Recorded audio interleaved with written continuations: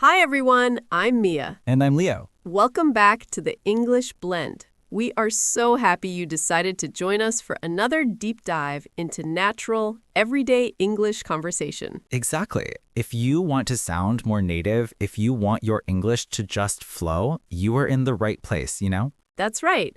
And today, Leo, we are tackling two verbs that are small but mighty. They cause so much trouble for English learners. Oh, trouble is an understatement, Mia. We are talking about the ultimate shapeshifters of the English language. We are talking about go and get. Yes, and the reason these two simple, tiny words are so difficult is because they don't just mean one thing.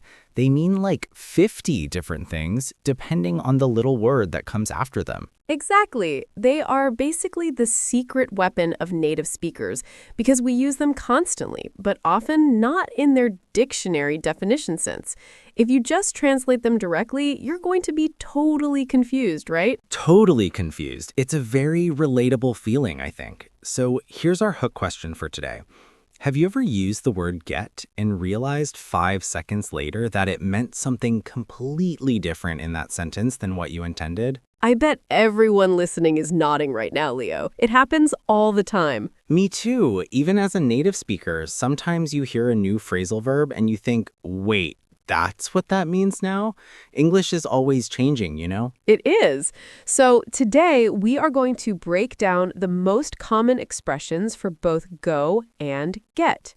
We will give you simple definitions, lots of examples, and most importantly, practical tips on how to start using them today. We'll help you stop feeling confused and start feeling confident. Exactly. So grab your coffee or your tea, maybe a notepad, and let's get started. Leah, let's start with the basics. Why are these two verbs so fundamentally confusing compared to, say, eat or sleep? That's a great question, Leo. Verbs like eat or sleep are physical actions. They have clear, single meanings, right? Right, they are very straightforward. But go and get are what we call function verbs or multipurpose verbs. Their meaning depends almost entirely on the context and the preposition or adverb that follows them. This is where phrasal verbs come into play. Ah, the dreaded phrasal verbs, the bane of every English learner's existence. But they are so important. If you say, I'd go to the store, that's simple movement. But if you say, this milk has gone bad, the meaning has completely shifted. It means to spoil. The movement is internal almost. The condition changed. It didn't physically move somewhere, it moved into a state of badness. I like that way of looking at it. Exactly. And the same thing happens with get. If you say, I get a package, that means to receive. But if you say, I get confused, it means to become. The state of being changes. Becoming confused, becoming hungry, becoming ready. It's so versatile. It is. And the key is you cannot translate them word for word. You have to learn the entire expression as one unit. That's our first piece of advice right there. Don't try to translate go or get. Translate go ahead or get up. Perfect summary. Let's start with go first, because I think go often relates to movement, change of state, and actions we do outside of work. Part B, common expressions with go. Let's start with a really common one, something we use every single weekend, or wish we did. Go shopping. Oh, yes, go shopping. It means to engage in the activity of shopping. This pattern is essential. Go plus V-I-N-G. Gerund. Right, so we say, I am going shopping this weekend, not I am going to shop. Though I am going to shop is correct, going shopping is much more idiomatic for the leisure activity. Other great examples using that structure are go swimming, go hiking, or go running. I try to go running every morning. Well, I try to. Sometimes my bed encourages me to stay. I know the feeling. It sounds more natural than saying I run every morning sometimes, especially when talking about future plans. Are you going running tomorrow? Another common use of go is to indicate a change of state. You mentioned the milk going bad earlier. Let's talk about that. Go bad. This one is simple. If something goes bad, it spoils or it deteriorates. Like, if you leave the fruit out in the sun, it will go bad quickly. Or in a more metaphorical sense, the business deal suddenly went bad, meaning the negotiation failed or the situation deteriorated, the state changed. From good to bad. That's a great point. It can apply to things and abstract concepts. How about go crazy? Go crazy. Now, we often use this lightly. It means to become very excited, very angry, or lose control, usually in a fun way. Like when the band came on stage, the fans went crazy. They became uncontrollably excited. Or less fun, when the computer crashed, I almost went crazy trying to fix it. I became very frustrated. We also use go to give permission or encouragement. The expression go ahead. This is a fantastic one for daily conversation. If someone is waiting for you or asks if they can do something, you say, go ahead. It means, please proceed, or start now. If I ask you, Leah, can I start the next segment? You would say, Go ahead, Leo, the floor is yours. it's friendly and simple. Remember, short, clear sentences are key. Let's look at two more movement-related expressions like confuse people. Go over and go through. Go over usually means to review or examine something, like reviewing notes before a test. We need to go over the script one more time before we record. We need to review it. And go through often means to experience something difficult or to search or examine carefully. Like, she had to go through a lot of training before she got the promotion. She experienced a lot of training. Or, I need to go through my closet and get rid of old clothes. I need to search and examine it. See how the meaning shifts slightly just by changing one little word from over to review to through, experience, or search. It's subtle but important. Leo, I have a quick story that highlights how we use go to talk about sounds and actions. Oh, I love the sound go, like the sound a cow makes, moo. We say the cow goes moo. Exactly. We use it to describe sounds. But here's a funny cultural note. In American English, we sometimes use go instead of say when we are quoting someone casually. Oh, like dramatic retelling? Yes. For instance, my friend was telling me about a party. She said, so my boss looked at me and she went, I don't think you should order another pizza. That's so common. It feels more dramatic than saying, my boss said. It does. It implies the tone and the action of the statement, the sound they made. So remember, if you hear a native speaker say, and then he went, they're usually quoting someone in an informal storytelling way. That's a great piece of insight. It helps learners understand the context of casual dialogue. Okay, enough about go. My brain is ready to go somewhere else. Let's talk about get. All right, get.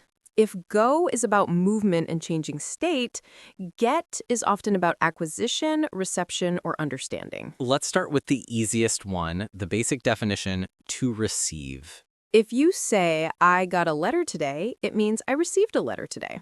Or, did you get my email? Meaning, did you receive my email? Simple acquisition. But it quickly gets complicated. Let's look at get up. Get up is extremely common. It means to rise from bed or from a sitting position, physical movement upward. I need to get up early tomorrow for my appointment. If you tell a story, you might say, when I realized I was late, I got up quickly and rushed out the door. Now let's move to one of the most important uses of get, which is understanding get it. This is vital. If I ask you, do you understand the difference between go and get? You can reply, yes, I get it now. It's such a fluid, easy way to say, I understand. You don't always have to say, I understand. You can just say, I get it. What if you don't understand? You can say, sorry, I don't get it. It's natural and simple. Now, here is the big shift. Get as a synonym for become. We touched on this briefly, but it's worth reviewing because it pairs with adjectives. Like get cold, get dark, or get better. Exactly. When I went outside without a jacket, I quickly got cold. I became cold. My state changed. If someone is sick, we often ask, are you getting better? Meaning, is your health becoming better? And if you're waiting, the classic phrase is, it's getting late. Time is becoming later. Let's transition to a relationship expression using get. Get along with. Oh, this is essential social vocabulary. To get along with someone means to have a friendly relationship with them or to cooperate well. Like Mia and Leo get along great on the podcast, even though we argue about coffee brands. That's true. We have a good relationship. And notice we need the with to specify the person. I get along with my brother. If you don't get along with someone, you just say, I don't get along with my boss. It means your relationship is difficult. One more crucial get expression before we jump to our practical tips: get rid of. Ah, a classic. This means to throw away, eliminate, or dispose of something. I need to get rid of this old computer. I need to throw it away. Or sometimes metaphorically, I need to get rid of my bad habit of checking my phone too much, meaning I need to eliminate that habit. See how versatile get is? It covers receiving, understanding, becoming, moving, and eliminating. It does everything. It really does. It's like the Swiss Army knife of verbs. It's small, but it has a tool for every situation. So we've thrown a lot of expressions at you, which might feel overwhelming. But learning these verbs is totally manageable if you have a strategy. Exactly. We promised practical, actionable steps. Here are 4 tips for mastering go and get expressions. Tip 1. Learn expressions in categories. Don't try to learn go and get randomly. Group them by their function. For example, create a category called movement. In the movement category for go, you have go to work, go home, go shopping. They all involve purposeful travel or activity. In the movement category for get, you have get up, get out, get away. They all involve rising or escaping a location. Or create a change of state category. For go, you have go bad, go crazy, go quiet. For get, you have get sick, get better, get tired. By categorizing them, your brain can connect the verb structure to the intended meaning, rather than treating every single phrasal verb as a completely unique word. It's about chunking the information, you know? It makes it easier to recall when you need it in a conversation. Tip 2. Master the opposite pairs. English is full of useful opposites. Learning them together can double your vocabulary. We can do this very easily with go and get. Go in versus get out. Go up versus get down. Go well versus go wrong, the opposite of a situation turning out well. Get in trouble versus get off the hook, a phrase meaning to avoid punishment. If you learn them as pairs, when you need one, the other often comes to mind. It creates stronger neural pathways for retrieval. Tip 4. Practice in short, simple sentences. Our structure rules state we should use short, clear sentences. This isn't just for us, it's for you, the learner. When you practice these expressions, don't try to write a novel. Write simple 5 to 7 word sentences. If you learn go ahead, write, please go ahead and start the meeting. Short, clear, practical. If you learn get along, write, my dog and my cat get along fine. Keep it real life. The goal is high-frequency usage. The more you use a simple sentence with the expression correctly, the more automatic it becomes. Then when you're in a real conversation, the expression just flows out naturally. Exactly. This isn't about perfect grammar. It's about fluent communication. Mia, we have covered dozens of phrasal verbs, but go and get also appear in many incredible idioms that make you sound truly fluent. Yes, let's focus on 3 powerful idioms that incorporate these verbs. Idiom 1, go the extra mile. This is a fantastic idiom, especially in a professional context. To go the extra mile means to do more than what is strictly required or expected, to put in extra effort. It implies dedication and hard work.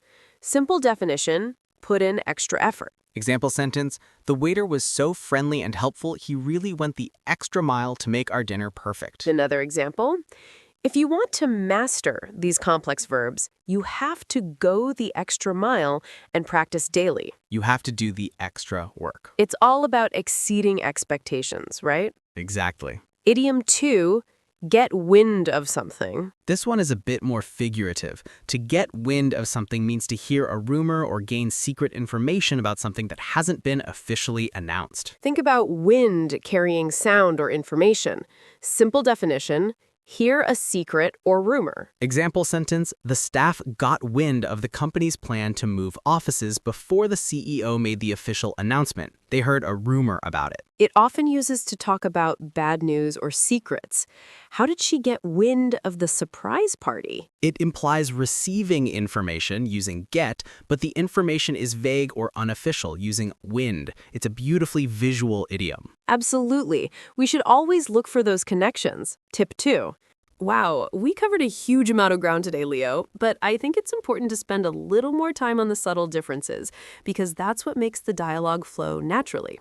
Let's quickly compare go and get when they talk about changing state, because this is where the biggest confusion happens. Generally, go is used for negative changes or changes related to performance or action.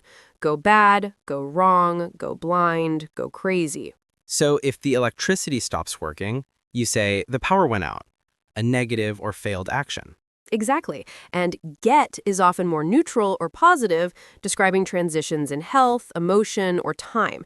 Get tired, get better, get ready, get married. If you say I got hungry, that's a neutral biological change. If you say I went hungry, that means you suffered from a lack of food, a much stronger negative connotation. The verb choice completely changes the implication. That's why context is everything. Speaking of context, let's revisit the idea of clarity. When talking about travel, you can use both. You can go to the airport, simple movement. And you can get to the airport, simple arrival. The difference is subtle. Get to often emphasizes the successful arrival or destination. What time did you get to the office? It means what time did you arrive? Whereas go to emphasizes the start of the journey or the intention. I need to go to the market later. It's that subtle emphasis on acquisition, getting to the destination, versus movement, going toward the destination. If you want to sound natural, use both. We promise to make this conversational and clear. Let's make sure we give a few more examples for our listeners to absorb the flow. Let's talk about a scenario. Imagine a big party. Okay, so I call you the day after the party. I ask, hey, how did the party go? Meaning, how did the event perform? I might say, it went well at first, but then it got noisy, transitioning from good performance to a change in state or condition. Then I might ask, did you get any good pictures? Meaning, did you acquire any good pictures? And I might reply, yes, but things started to get out of hand when the music went really loud, using both verbs and an idiom to describe the loss of control. That single small dialogue demonstrates the absolute necessity of mastering these two verbs. You can't describe a social event without them. Exactly. This is everyday English at its core. Now, let's cycle back through some of our key go expressions and provide even more practical short sentence examples. Remember, repetition is key to learning. Tip 4. Let's start with go on. This is crucial. It means to continue. Example 1. The show must go on, even if there's a small problem. Example 2. Please go on with your story. I am listening. Example 3. The argument has gone on for too long. Let's stop now. Notice how in all those examples, it means continuation or proceeding. Very versatile. How about go off? This one has 3 common meanings. It can mean to explode or sound an alarm. Example 1. My alarm clock goes off at 7 a.m. every day. It can also mean to leave. Example 2. She said goodbye and went off to college. And sometimes, like go bad, it means to stop working or spoil. Example 3. The electricity went off during the storm. See how that single preposition, off, changes the movement or state in 3 distinct ways? Alarm sounds, person leaves, departs, or power fails, stops. This is why you must learn the whole chunk. Let's give get the same deep treatment. Let's focus on get through. We talked about experiencing difficulty, but it also means to finish or to connect by phone. Example 1, finish. I have a huge report to get through before lunch. I must finish reading or writing it. Example 2, connect. I couldn't get through to him. His phone was busy. I couldn't connect by phone. Example 3, experience. It was a tough time, but we managed to get through it. We survived the difficult experience. This shows us that get through requires context. You need to know if the speaker is talking about a phone, a task, or a crisis. And remember our visualization tip, tip 2. Getting through something implies movement from start to finish, whether it's a physical tunnel, a phone connection, or a difficult time.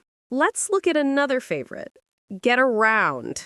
This means to travel or move from place to place. Example 1, it's hard to get around the city without a car. It also means to avoid or circumvent a rule. Example 2, they tried to get around the strict regulations by finding a loophole. And sometimes simply to become known, similar to our get wind of idiom.